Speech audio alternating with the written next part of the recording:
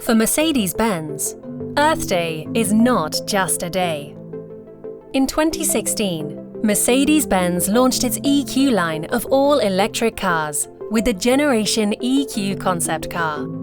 And by 2019, Mercedes-Benz had a specific goal to reduce their own carbon footprint. They succeeded. Since 2022, production of Mercedes-Benz vehicles and batteries at their own plants has been net carbon neutral. By 2030, they plan to cover more than 70% of energy demand in their production plants with renewable energy. And by 2039, they are committed to making all vehicles in their portfolio carbon neutral.